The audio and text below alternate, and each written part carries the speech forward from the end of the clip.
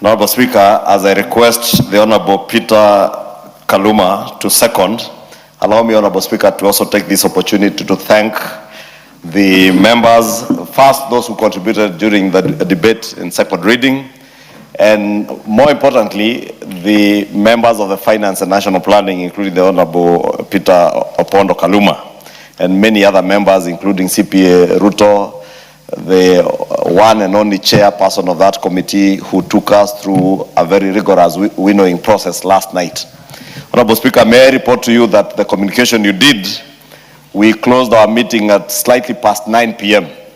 under the very able leadership and chairmanship of Honorable Kimani Ichung'wa, the member for Molo. And Honorable Speaker, may I also take this opportunity to thank all the members, Honorable Oundo, Honorable Mukunji, Honorable Karoli Omondi, the leader, deputy leader of minority, Honorable Robert Mbui, the Honorable Mwenje, our deputy minority whip, the Honorable Makali Mulu, and Honorable Speaker, there are people who are soliciting for a mention. Even Kuroria proposed amendments. But I am only mentioning the members who were in that winnowing process. And Honorable Speaker, let me say that winnowing process last night shepherded us through a new way of doing things. Not that winnowing is a new way in the House, but the give and take process that we have to go through in the legislative processes. And more importantly, Honorable Speaker, we came to an agreement during that process that what we were doing, we were legislating for posterity. We were not legislating for our political factions, not for our political parties. And even those in the opposition agreed that what we are doing was for the best interest of the people of Kenya. And I must thank all those members, and that's why I made particular mention of those members, because we put aside our political differences to legislate for our great nation. Honorable Speaker, let me say that in December last year, on the 15th of December, the cabinet approved a cabinet memo that forwarded these two bills, or they spoke about the establishment of these two funds, the National Infrastructure Fund and the Sovereign Wealth Fund.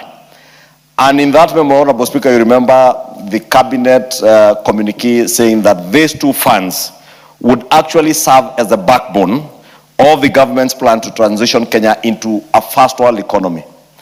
And not just transition Kenya into a first world economy, but also doing it through a sustainable investment-led growth model that would drive us away from the old ways of either overburdening Kenyans with taxation or over-reliance on public debt. Honorable Speaker, this is a very momentous time for our country. The passage of this bill signifies that transition from a time where we over-relied on public debt, relied on burdening Kenyans with taxation, to an investment-led growth. And the establishment of these two funds, Honorable Speaker, will now properly set our nation onto the path of transitioning our nation from a third world or a growing middle income economy into a first world nation, Honorable Speaker. Honorable Speaker, to the naysayers, let me say this, Honorable Speaker. When we crafted our manifesto in 2022, and I know many people have accused President William Ruto of telling lies, when President William Ruto said that and reaffirmed that we shall implement the Kenya Kwanza manifesto page by page, sentence by sentence, from comma to full stop, and implement this manifesto entirely. The National Infrastructure Fund, the Sovereign Wealth Fund were part of that manifesto. The transition from NHIF to universal health coverage under SHA was part of that manifesto. And therefore, Honorable Speaker, our passage of this bill today is further implementation of the manifesto, which, Honorable Speaker, we are fortunate that you are part of crafting that manifesto. And you remember the long nights that we spent in Karen, then the Deputy President's office, official residence, crafting this manifesto, even coming up with this sovereign wealth You fund. remember there's a day we sat for 25 hours. Yes. Yes. And these are things, Honorable Speaker, that Kenyans may never know. But they have not come by accident. They are not opportunistic bills that are just finding their way into Parliament. They are well thought through processes that would augment our nation and move its economy to a first world economy, Honorable Speaker. Therefore, I must thank even those who are in the executive who have made sure that we are indeed implementing our manifesto as we sold it to the people of Kenya. Honorable Speaker, today we can proudly say that when in December 2025, that communique from the cabinet said that these two funds, once established, will set us on the motion of transitioning us to a first world nation and moving us towards an investment-led growth away from the public debt-ridden and taxation burdens that are being put on Kenyans over the years. It sounded like it's neuroscience, Honorable Speaker. You remember, towards the end of the year, when the President spoke during the State of the Nation address, he spoke of an ambitious 5 trillion investment-led growth of moving our country forward. And many people thought it was just talk. And he said that for every shilling that we generate, we can leverage on that and raise another 10 shillings. And he said that within the next few months, we shall be disposing of shares in Safaricom, in Kenya Pipeline, and that will guarantee us the first 3 trillion shillings. Honorable Speaker, I am so proud today as a leader in this country that we have seen that come to fruition.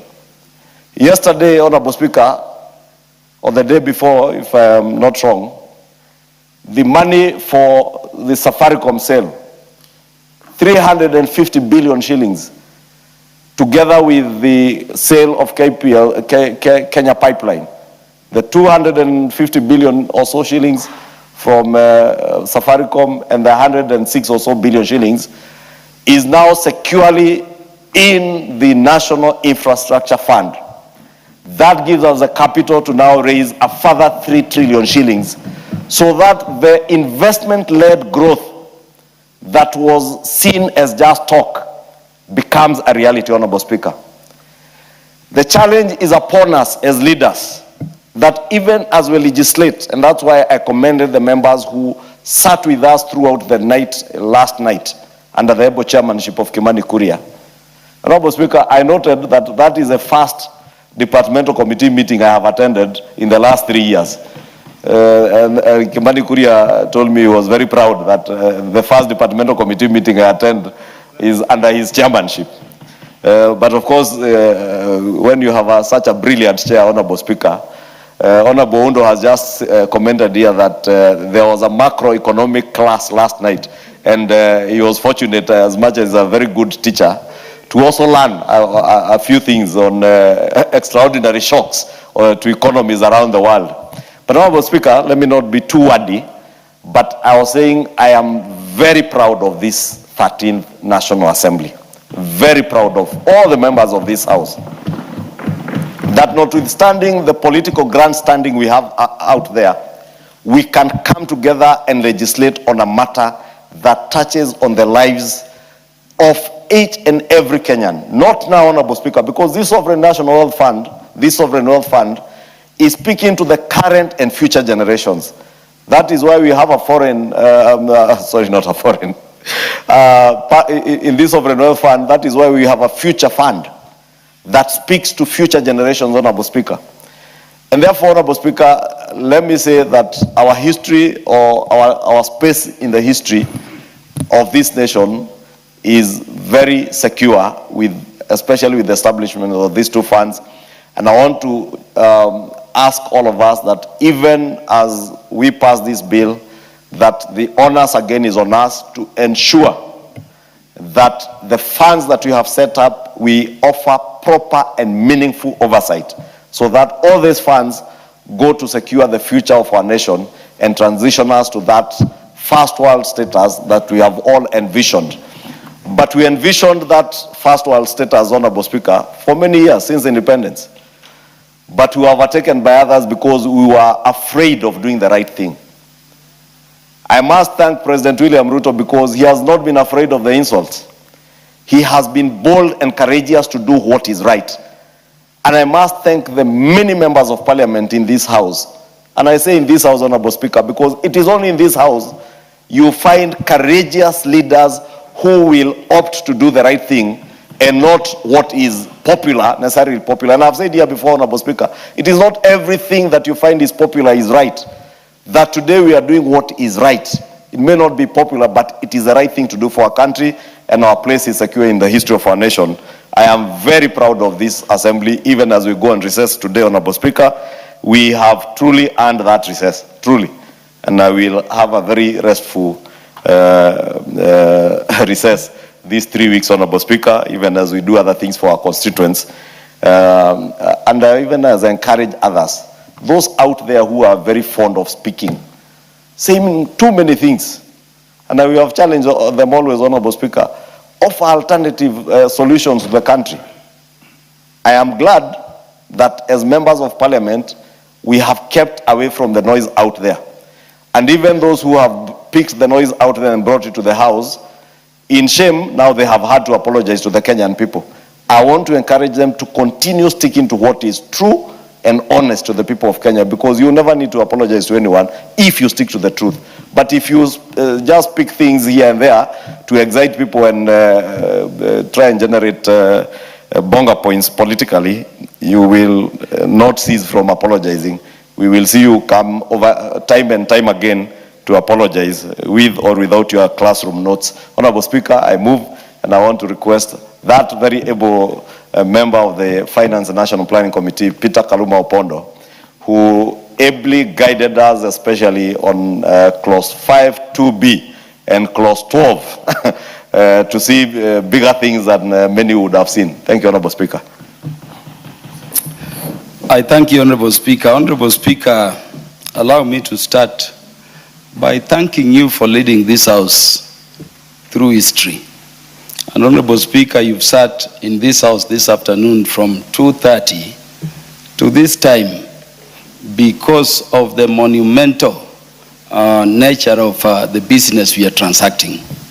Honorable Speaker, I attended with you the assent into law by the President of the Infrastructure Fund Act now. And Honorable Speaker, I still remember